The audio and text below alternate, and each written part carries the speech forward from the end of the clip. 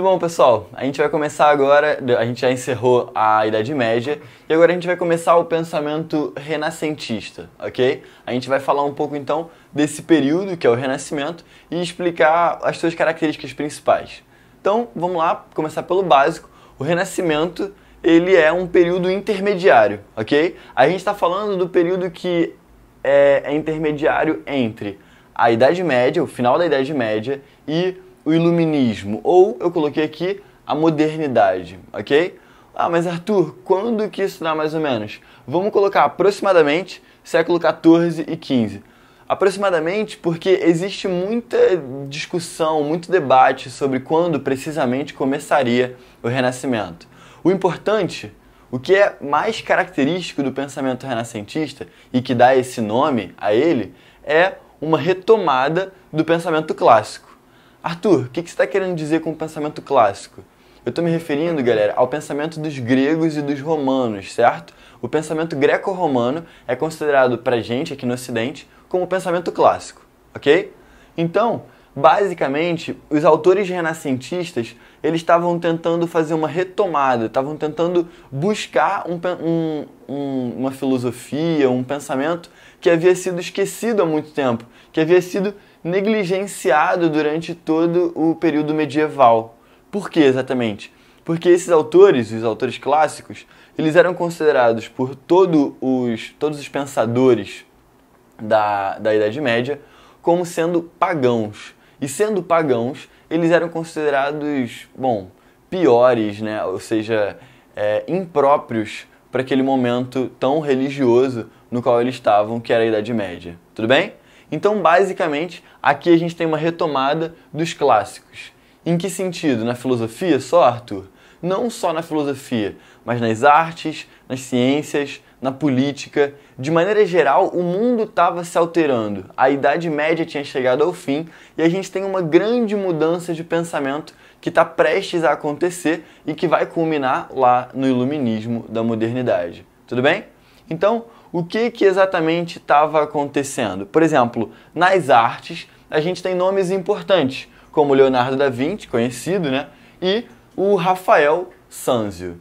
Esses dois eram artistas que traziam na sua obra alguma coisa do pensamento clássico. Por exemplo, o Rafael Sanzio, a pintura mais famosa dele é a Escola de Atenas. Aquela pintura que eu já remeti aqui de Platão apontando para cima, ao lado de Aristóteles apontando para baixo, e que remetia às grandes figuras, aos grandes filósofos do período clássico, ok? Então, Rafael é esse exemplo de artista renascentista, justamente por causa porque ele remete aos grandes pensadores clássicos, ok?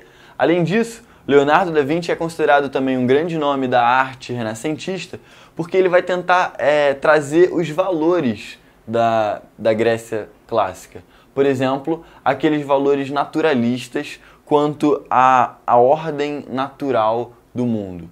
De certa forma, os gregos acreditavam que a natureza ela era por si só bela. E sendo assim, a maneira de fazer uma obra de arte bela era fazer uma obra de arte que tivesse elementos clássicos da natureza. Quais elementos especificamente? A simetria, a proporção, e esses começaram a ser estudados pelos autores renascentistas. A gente sabe que Leonardo da Vinci fazia estudos de anatomia para conseguir compreender as proporções do corpo humano. Aquela também famosa ilustração do Leonardo da Vinci do Homem Vitruviano é certo? Aquele que tem uma pessoa com 3 braços, 2 pernas. Aquela é uma ilustração que tenta mostrar, de alguma forma, uma simetria, uma proporção dentro do corpo humano. Então, eles acreditavam que existia uma razão, certo? Que era mais bela aos olhos do que qualquer outra forma de razão. Então, por exemplo, um retângulo era considerado mais bonito se ele estivesse dentro dessas proporções, dentro da razão áurea, certo? Isso daí é um grande exemplo do Leonardo da Vinci tentando retomar o pensamento clássico dos gregos antigos, ok? Então, a arte tinha esses elementos que eu acabei de explicar. Além disso, nas ciências talvez a gente tenha a grande transformação desse momento, que é a revolução científica. A gente tem grandes autores, grandes cientistas do período renascentista que são marcantes e que são estudados e vistos até hoje na faculdade ou até mesmo nos colégios. Por exemplo, quem nunca ouviu falar de Galileu, né? Galileu ele vai fazer uma retomada da física e ele vai tentar reescrever uma física que durante muito tempo, o período medieval quase que inteiro, foi uma física lá de Aristóteles, certo? Então, Aristóteles foi usado durante o período medieval, como a gente viu, por exemplo, durante a escolástica, e a física de Aristóteles era considerada o cânone. Não poderia ser discutido ou questionado, certo? Galileu, juntamente com Copérnico, Giordano Bruno, são autores que vão tentar fazer uma releitura da física, reescrever a física. E, portanto, Aristóteles só vai deixar de valer enquanto a grande autoridade dentro da física por volta do Renascimento, ok?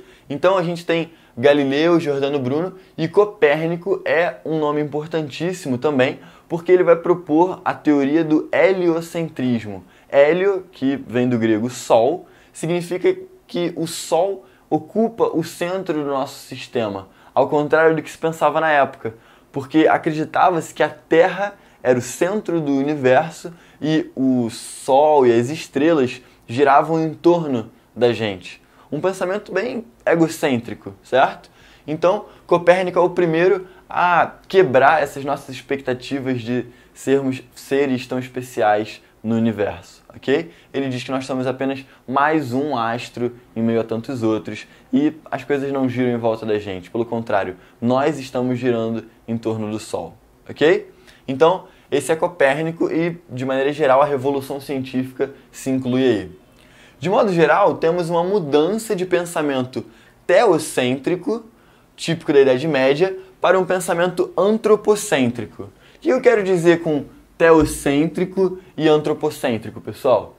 Eu quero dizer que durante a Idade Média, Deus, a ideia de Deus, ela era primordial na explicação de tudo, desde as ciências até na política, certo? Se você parar para pensar, era Deus que permitia o conhecimento, como a gente viu nas aulas passadas sobre Santo Agostinho e São Tomás de Aquino, e Deus também organizava a política na época das monarquias medievais. Afinal de contas, por que um rei era rei durante a Idade Média? Porque ele teria sido um enviado de Deus. Ou seja, o teocentrismo está presente não só no conhecimento, mas também na política desse período.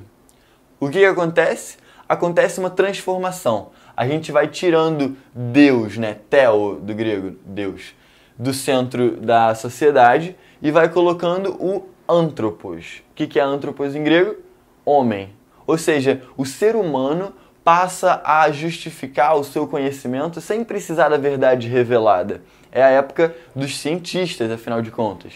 A razão humana é capaz de compreender o mundo, ok?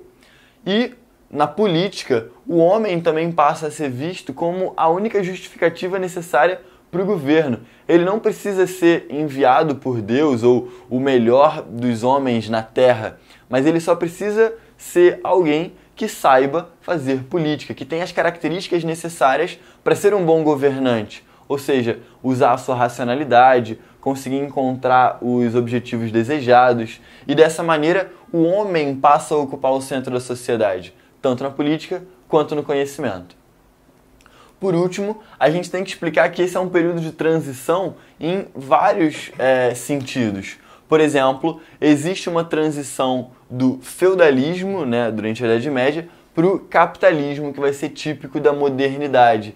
Essa transição aí, do feudalismo para o capitalismo, ela está aliada a essa transição do teocentrismo para o antropocentrismo.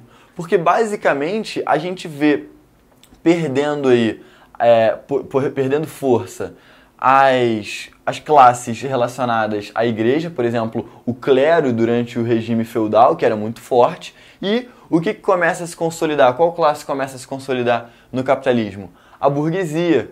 Os pesquisadores, os grandes intelectuais do Renascimento, eles são os primeiros intelectuais a serem leigos, ou seja, a não estarem aliados e completamente destinados à teologia e à religião, certo? Aqui, então, a gente tem os primeiros intelectuais que não têm nenhuma conexão com a doutrina católica, que não se formaram em uma instituição como a igreja e que muitas vezes eles são autodidatas, certo? E que, portanto, representam uma separação, uma transição do modo de saber típico do feudalismo, portanto, tradicional, para um modo de saber mais voltado ao antropocentrismo e ao período moderno, que seria um modo de saber mais crítico, certo? Voltado para a ciência, onde você pode sim questionar sobre as bases do conhecimento, diferente do pensamento dogmático, típico lá do regime feudal